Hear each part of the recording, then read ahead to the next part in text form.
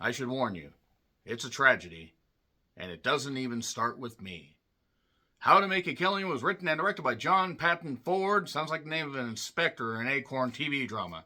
Yes, hello, I am Inspector John Patton Ford. Or perhaps we could go back decades and decades before. Constable John Patton Ford. Yes, burly. Anyway, he did Emily the Criminal. Not Inspector or Constable John Patton Ford, but filmmaker John Patton Ford. So, Emily the Criminal was a film that actually escaped my viewing. I meant to watch it because it has Aubrey Plaza. And I love Aubrey Plaza, and I'll watch her in anything. And, quite frankly, she's just that dynamic of a performer. Aubrey Plaza is nowhere near this, by the way, but A24 is all over this. They distributed this film. And speaking of people that are all over film, Glenn Powell, who has stayed busy. This man has just constantly been getting role after role after role, after pretty much breaking out with his role in Top Gun Maverick, even though he had been busy before.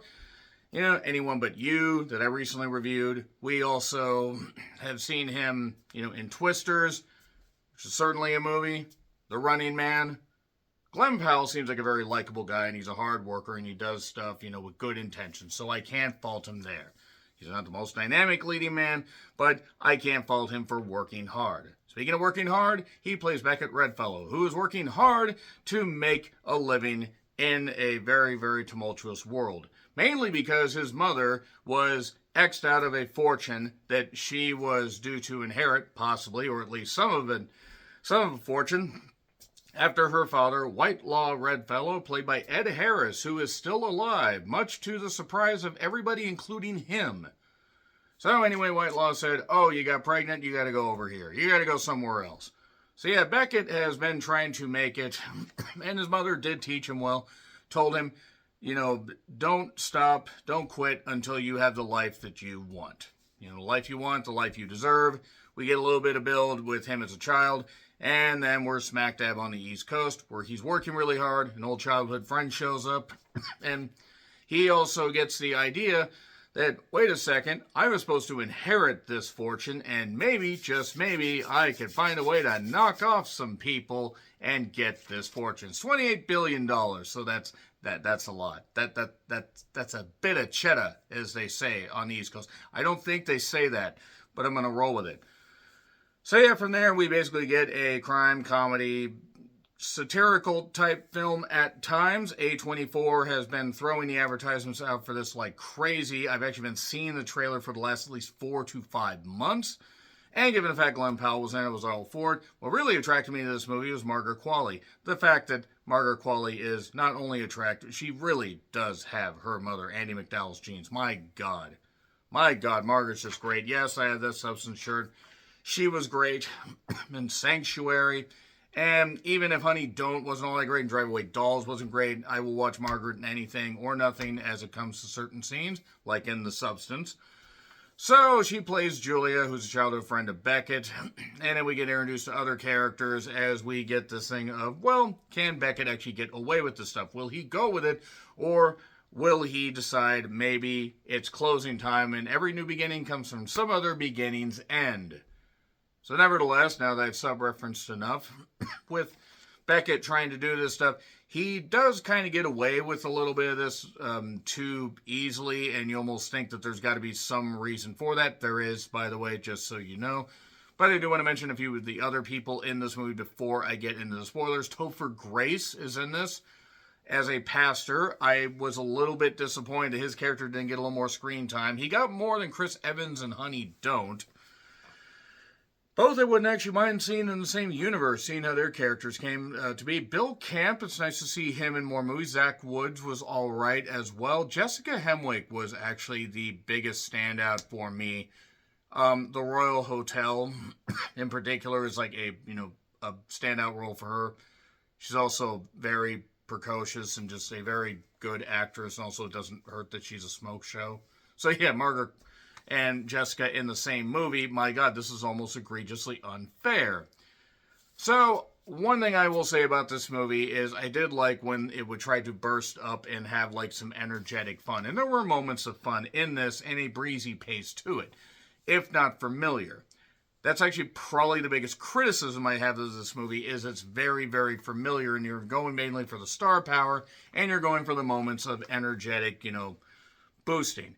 Because realistically, this movie would end up being kind of dull if it wasn't for the star power. The likability of Glenn Powell, the chemistry that he has with Margaret. That's not a euphemism. They actually do have some pretty good chemistry. Jessica really is a shining light in this. And Ed Harris shows up a little bit. There's enough energy to this film to recommend it. I will say that this is a downgrade for A24 movies.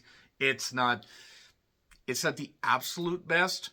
And in fact, I was just slightly disappointed with this, as far as I was hoping it would be a little bit more entertaining. But it's entertaining enough to definitely recommend. So yeah, star power, some good jokes, some good gags. It does have almost a get out of jail free card, ironic for how this movie starts, but it's going to be in theaters in just a few days if you want to check it out in a wide release. So 3, 2, 1, and spoilers, there we go. So Julia was somebody that Beckett met while he was at some kind of party. Julia was a bit of a rich girl, nah. And this is after, by the way, Beckett's mother was cut out of the fortune. He meets Julia. And he's talking about how, even young Beckett is talking about wanting to earn money and everything, and being, being set up, to be really rich. Julia's like, are you trying to impress me? Well, if so, it's working. And obviously there's some chemistry there. Now, we don't get too far with this before we smash cut to them as adults. And Julia shows up while Beckett is working at a suit shop somewhere. It's somewhere in Jersey or New York. I'm not entirely certain. It's like one of those old buildings that looks like you would find in the outfit, just without the gangster surgery and without the good writing and without the, really nice one location shoot. The outfit was really good. How to Make a Killing is good to an extent. But anyway, Julia shows up and basically talks to Beckett, and this is after a little bit of a setup and everything, and Glenn Powell does a narration because he's talking to a priest, because we start with this where he is going to get executed in 4 hours, but then he explains his story. This story that takes almost 2 hours, by the way. The movie's about an hour and 42 minutes before the credits start rolling. By the way, hilariously, the guy that was just about a row down from me fell asleep. I don't know why that was funny to me. And he was trying not to snore loudly, I think, but it just near the end of the movie, he was snoring, and it was funny. It was a pretty full theater, and actually we were laughing. Because people were looking over. Sorry if you've ever fallen asleep in a theater. I have. That was in 2001. 2001 or 2002. Nevertheless, let's get back to the movie. So Julia basically talks to Beckett, says, oh, I thought you were going to inherit the fortune. Oh, I will one day. Well, come back and come find me when you killed them all. And he's like, So he decides to start doing that, basically. And he gets away with it really easily. There is one of Taylor, I believe is his name. And he's like this partier and everything, and throws money on people that are poorer than him, like in a pool to make it rain, but just without the people getting shot. Like Pac-Man Jones, that criminal. Should have never been allowed in wrestling. But I digress. Taylor ends up getting on a boat, and Beckett goes out there, and Beckett's able to take this time off from work pretty easily, and this is after he gets transferred from working at that suit shop to working at a warehouse. So he ends up taking out Taylor by tying an anchor around him while there's a girl seemingly sleeping on, the yacht bench. But yeah, Taylor falls in, but an anchor tied to his foot, so even if he was an expert swimmer, which it turns out he was, he's not going to be able to make it. Because when you got a weight around you like that and you are caught off guard, can't exactly do well. Now, FBI agents are investigating him.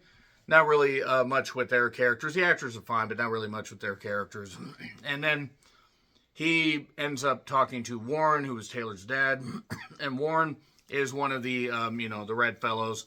But Warren ends up kind of taking Beckett under his wing, gives him a job. We're working on Wall Street. Back-end deals, this kind of stuff, skimming stuff off the top and everything, and earning a pretty good living. And then he meets a guy named Noah that is another Redfellow that does photography.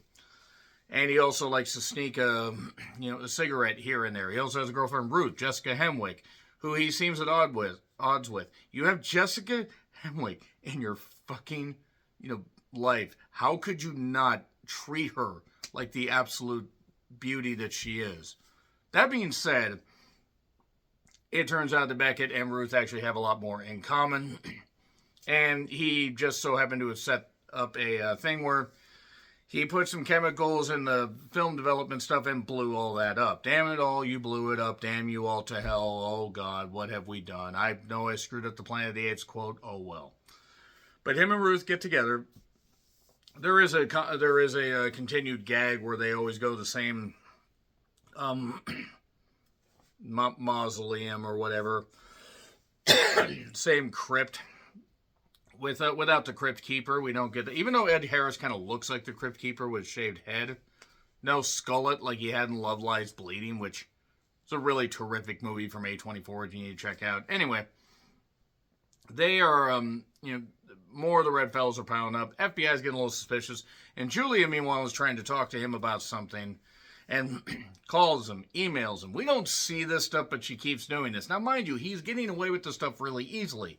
He managed to, jet ski out to a guy's boat, tie an anchor around his foot and then did the stuff with Noah. And then Pastor Stefan, played by Topher Grace, ends up, he's been, charged with a bunch of crimes in, other countries, and he's been doing stuff. But he takes a meeting with Beckett, not knowing it's Beckett, thinking he's the guy from the Post writing a hit piece because he's got, a samurai sword. He's like, no, I'm your cousin. He's like, you're not a guy from the Post? What?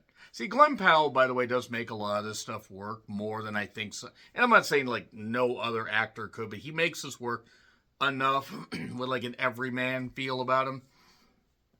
And he does end up, just before this, he has spiked a protein shake, and that causes Topher Grace to basically completely die off. So the whole point is that more bodies are piling up and everything.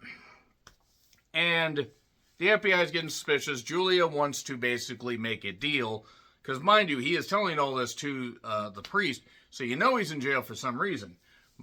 Julia has a husband, Lyle, that has spent a whole lot of money and has pretty much left them broke. And she goes back to the stuff of wanting, riches beyond her wildest dreams. I wonder if you can guess who was behind this. Julia's behind this. Been behind this thing the whole goddamn time. There is another one. There was one lady that, she was at a spa, had a teeth whitening thing that he had poisoned, and she died in a sauna, and another guy got his coffee spiked or something while trying to, denying his employees health care, but then trying to go up into space, but then he died. So now really all that's left is Warren and Whitelaw. And he didn't want to do anything to Warren. Turns out Warren did stuff to himself. Warren had a heart issue, and Beckett was the only one that went to visit him. Nobody else went to visit him, so that's kind of dickish. That's kind of rude, quite frankly. But Julia basically ends up blackmailing him. Now, mind you, he's been together with Ruth. He's getting engaged to Ruth. Things are going great. He's even got a nice high-rise apartment, condo, whatever the fuck it is that you yuppies, decide to go with. But he's got, everything he wants.